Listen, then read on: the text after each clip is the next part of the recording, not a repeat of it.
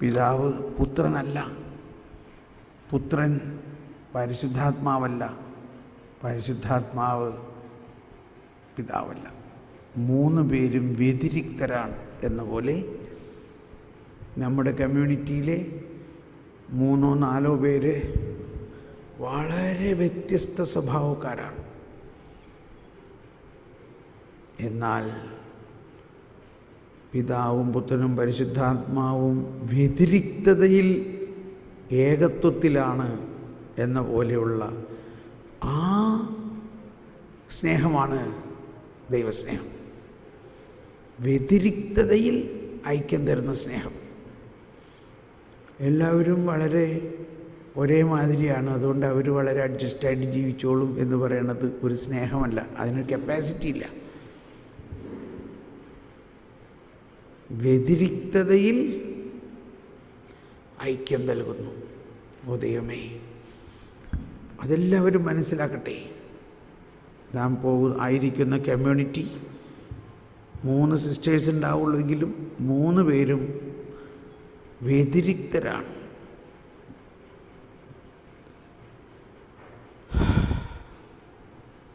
നമ്മൾ വിചാരിക്കും, ഓ ഈ സിസ്റ്ററിനെ മനഃപൂർവ്വം എൻ്റെ അടുത്തേക്ക് ഇട്ടേക്കണതാണ് തല്ലി പിടിപ്പിക്കാൻ വേണ്ടിയത് ചിലപ്പോൾ വിചാരിച്ചേക്കും. അല്ല, വ്യതിരിക്തതയിൽ ഏകത്വം നൽകാൻ വേണ്ടിയാണ്.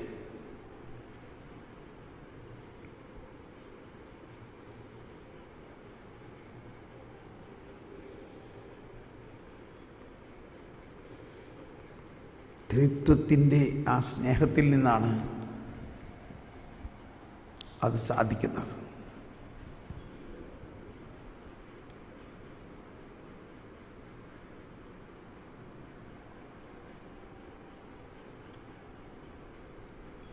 പ്രഭാത പ്രാർത്ഥനയിൽ ഒരു 15 മിനിറ്റെങ്കിലും നമ്മുടെ ഉള്ളിലെ ത്രിത്വവുമായിട്ട് നമ്മൾ ലയിക്കുന്നതിലൂടെയാണ് ഇത് സാധിക്കുന്നത്.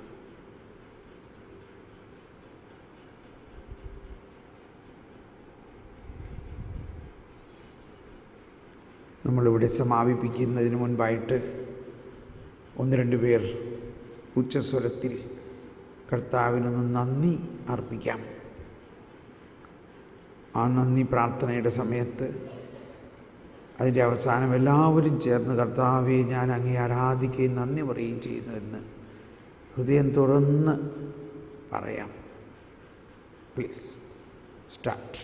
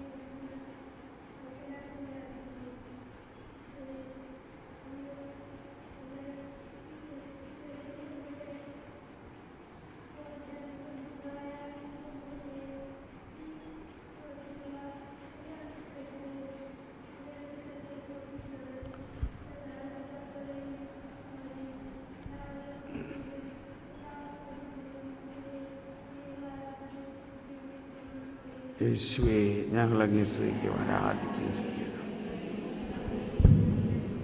മതി മതി മതി. നമുക്കിപ്പോൾ ഇതേ മൗനതയിൽ യു കണ്ടിന്യൂ. നമ്മൾ ഇന്നലത്തെ ടൈം ടേബിൾ, അതായത് ഇന്നലെ ആരെല്ലാം 10:30 വരെ വന്നോ അവർ തന്നെ 10:30 വരെ അതേ ടൈം എല്ലാവരും ഫോളോ ചെയ്യുന്നു. Okay, so I want to leave you like this. ഇങ്ങനെ നിങ്ങൾ എത്ര നേരം ഇരിക്കണമെന്ന് ആഗ്രഹിക്കണോ അത്രയും നേരം ഇരിക്കുക. 10:30 മണിക്ക് ഈശോനെ ഇവിടെ നിന്ന് ക്ലോസ് ചെയ്യും. 10:30 കഴിഞ്ഞ് 10:30 മുതൽ 11:30 വരെയുള്ളവർ ചാപ്പലിൽ വരിക. ഇന്നലത്തെ പോലെ everything as usual. Thank you. Continue to pray the same way.